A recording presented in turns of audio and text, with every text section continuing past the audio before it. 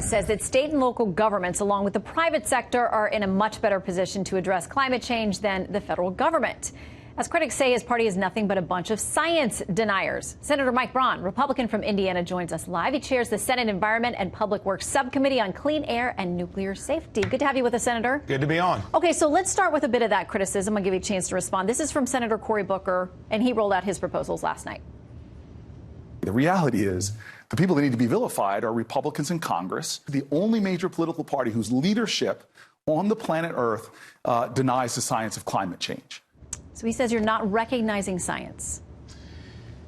Everything the Democrats are talking about, I don't argue with them on the fact that we are putting more carbon into the atmosphere.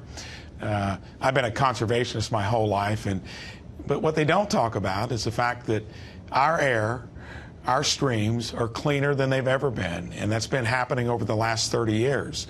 And any of these ideas they're talking about, do you ever hear them talk about how you'd pay for it? So, big disconnect. I was at Purdue University today, talked to president of the university, Mitch Daniels. We're going to solve this through innovation, not the craziness of what they're talking about. When you calculate what that might cost, there's no way you could pay for it.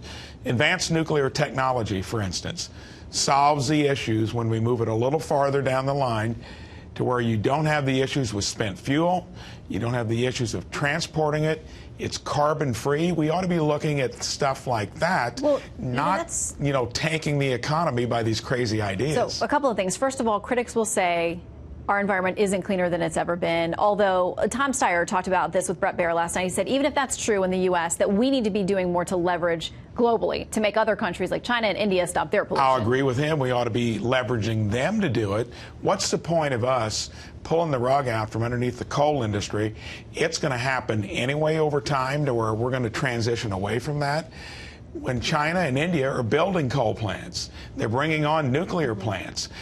Why would we do that and tank our own economy, especially when we're in a global battle with the Chinese on who's going to be running the world economy in the long run? So it's all stuff that just doesn't make sense. Okay, I want to do, if we could, a little bit of a lightning round through some of their proposals and then get your reaction. Okay, Pete Buttigieg, obviously from Indiana as well, he says climate change inaction is a sin. God is watching, and if you care about this kind of stuff, you're sinning if you don't fix it. And President Trump's enablers in Congress are to blame for inaction.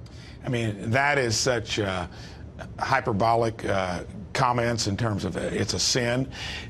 You think they're going to convince anybody in the middle when you talk like that? I think that's just it's because they never look at how you pay for things. And let's say you did some of this.